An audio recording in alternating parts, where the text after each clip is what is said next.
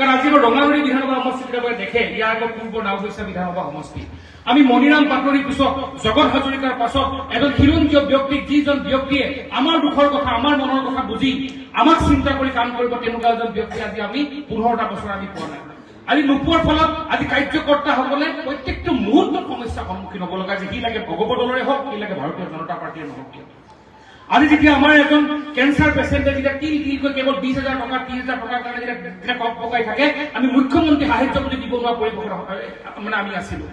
আজি আমাৰ ৰাস্তা ঘাটৰ যি পৰিৱেশ আজি ৰাস্তা ঘাটৰ পৰিৱেশ আজি আমি দেখিছো যে আপোনালোকে কি পৰিৱেশ আছিল আজি অসমৰ মুখ্যমন্ত্ৰী হিমন্ত বিশ্ব শৰ্মা ডাঙৰীয়াই সন্মানীয় সাংসদ প্ৰদান বৰুৱা ডাঙৰীয়াৰ নেতৃত্বত আজি দ্ৰুতগতিত কাম কৰিছে কাৰণে যিখিনি ৰাস্তা পথ আজি উন্নয়ন হৈছে আজি আপোনালোকে চাওক যে আমাৰ এজন জ্যেষ্ঠ অভিভাৱক আজি প্ৰদান বৰুৱা ডাঙৰীয়াই কি সুন্দৰভাৱে আজি আমাৰ ৰঙানদী সমষ্টিত আজি সংগঠন শক্তিশালী কৰিবৰ কাৰণে কাম কৰিছে আজি নাওবৈচা শক্তিশালী কাম কৰিছে কাৰণ আমি ভাৰতীয় জনতা পাৰ্টীৰ কাৰ্যকৰ্তাসকলে আমি এটা পৰিয়াল বিশ্বাস কৰোঁ আৰু ইয়াত আমাৰ পৰিয়ালৰ অভিভাৱকসকলে যি সিদ্ধান্ত লয় এই সিদ্ধান্তক আমি সদায় আমি কাৰ্যকৰ্তাসকলে পালন কৰি আহিছো আজি দিলীপ শইকীয়া ডাঙৰীয়াৰ নেতৃত্বত ভাৰতীয় জনতা পাৰ্টীয়ে অসমৰ এটা আৰু অধিক শক্তিশালী ৰূপত আমি আগবাঢ়িছো আৰু যিহেতু আপোনালোকে জানে যে 3-4 মাহৰ পাছত আজি অসমত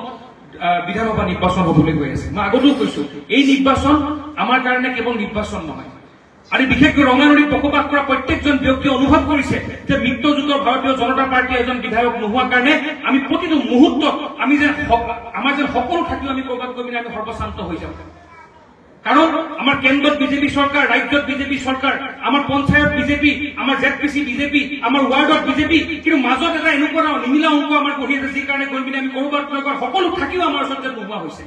সেইকাৰণে মই কৈছো যে আমি সকলো একত্ৰিত হৈ আমি কাৰো বিষয়ে মানে আমি কাৰো বিপক্ষে যুঁজ দিবলৈ যোৱা নাই আমাৰ যুঁজ নিজৰ অস্তিত্ব ৰক্ষাৰ যুঁজ আমাৰ যুঁজ আহিবলগীয়া প্ৰজন্মক যাতে আমি সুৰক্ষিত কৰি যাতে এখন সুন্দৰ সবল যাতে ৰঙানদী আমি প্ৰতিষ্ঠা কৰিব তাৰ বাবে যাওঁ আৰু সেই যাত্ৰা আমাৰ যিসকল নেতৃত্ব আজি দিছপুৰত আজি আমাৰ সৰ্বকালৰ সৰ্বশ্ৰেষ্ঠ মুখ্যমন্ত্ৰী হিমন্ত বিশ্ব শৰ্মা ডাঙৰীয়াৰ নেতৃত্বত ভাৰতীয় জনতা পাৰ্টীৰ সন্মানীয় সভাপতি দিলীপ শইকীয়া ডাঙৰীয়াৰ নেতৃত্বত লখিমপুৰৰ সন্মানীয় বিধায়ক মানৱ ডেকা ডাঙৰীয়াৰ নেতৃত্বত যি আজি দেখিছে আজি আপোনালোকে চাওক আজি বা 5 বছৰ আগত লখিমপুৰৰ পৰিৱেশ কি আছিল এজন বিধায়কে 5 বছৰত যদি ইমান পৰিৱৰ্তন আনিব পাৰে তেতিয়াহ'লে ভাবকচোন আজি তেনেকুৱা ধৰণৰ ব্যক্তি এজন বিধায়কৰ যদি লখিমপুৰ ৰঙানদীত যদি হ'লে আমাৰ কিমান উন্নয়ন হ'ল যেতিয়া বিভিন্ন সময়ত ৰাতিপুৱা আমাৰ ওচৰত যেতিয়া মানুহসকল আমাৰ ওচৰলৈ আহে বিভিন্নজন যেতিয়া আমাৰ মোৰ মা মোৰ বাইদেউ মোৰ ভাগৰ জ্যেষ্ঠসকল যেতিয়া আমাৰ ওচৰত আহি কয় যে মোৰ ল'ৰাটোৱে টকা 10,000 নোহোৱাৰ কাৰণে আমি ট্ৰিটমেণ্ট কৰিব পৰা নাই তেতিয়া আমাৰ দুখ লাগে যে মুখ্যমন্ত্ৰী সাহায্য পুঁজি থকাৰ পাছতো এজন বিধায়ক তাৰ পৰা নিৰ্বাচন কৰি পঠাইছিলে সেই বিধায়কজনক ঔষধত দিবলৈ বিচাৰি পাবলৈ নাই আজি সেই বিধায়কজন আজি লখিমপুৰৰ বিধায়ক ৰঙানদী বিধায়কজন মানে যোৱা বছৰ মানে পূৰ্বৰ নাওবৈচা এতিয়া ৰঙানদী পূৰ্বৰ নাওবৈচা বিধায়কজনক আপোনালোকে যোৱা 5টা বছৰ কোনোবা এজন ব্যক্তিয়ে ক'ৰবাত দেখা পাইছে আজি এই লৰা ধেমালি কৰোঁতে এজন বিধায়কে আমাৰ নিৰ্বাচিত হৈ গ'ল সেই বিধায়কজন 5টা বছৰে এটা দিনৰ কাৰণে আমাৰ কোনো এজন জনসাধাৰণৰ মাজত উপস্থিত নহ'ল সেইকাৰণে মই কৈছো যে এই যুদ্ধ আমাৰ কাৰো ব্যক্তিগত যুদ্ধ নহয় এই যুদ্ধ আমাৰ প্ৰজন্ম সুৰক্ষিত কৰা যুদ্ধ এই যুদ্ধ অসমত পুনৰ এবাৰ ডক্টৰ হিমন্ত বিশ্ব শৰ্মাক পুনৰ এবাৰ মুখ্যমন্ত্ৰী হিচাপে নিৰ্বাচন কৰা আমাৰ যুদ্ধ এই যুদ্ধ অসমীয়াৰ সৰ্বকালৰ কাৰণে আমি যাতে অসমীয়া নিজৰ অস্তিত্ব আমি সুৰক্ষিত কৰি ৰাখিব পাৰোঁ নিজৰ আমাৰ সম্পত্তি আমি সুৰক্ষিত কৰি ৰাখিব পাৰোঁ সেই অস্তিত্ব ৰক্ষাৰ যুদ্ধ ইয়াত কোনো বিজেপি এজিপি যুদ্ধ নহয় আৰু সেইকাৰণে মই কৈছো যে আপোনালোকে যি আজি অসমৰ মুখ্যমন্ত্ৰী হিমন্ত বিশ্ব শৰ্মাৰ নীতি আদৰ্শৰ প্ৰতি আকৃষ্ট হৈ ভাৰতীয় জনতা পাৰ্টীৰ নীতি আদৰ্শৰ প্ৰতি আকৃষ্ট হৈ আমাৰ লখিমপুৰৰ সন্মানীয় বিধায়ক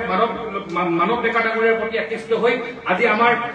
অভিভাৱক সাংসদ প্ৰদান বৰুৱা ডাঙৰীয়াৰ প্ৰতি আকৃষ্ট হৈ আপোনালোকে যি আজি ভাৰতীয় জনতা পাৰ্টীলৈ আপোনালোকে আহিছে আমি সকলোৱে ময়ো এজন ভাৰতীয় জনতা পাৰ্টীৰ কাৰ্যকৰ্তা হিচাপে আপোনালোকক মই স্বাগতম জনাইছো আৰু আমি বিশ্বাস ৰাখিছো যে আপোনালোক যোনটো দললৈ আপোনালোকে আহিছে এই দলে আপোনালোকৰ কাৰ্যকৰ্তাসকলে আপোনালোকৰ পৰিয়ালৰ দৰে আপোনালোকক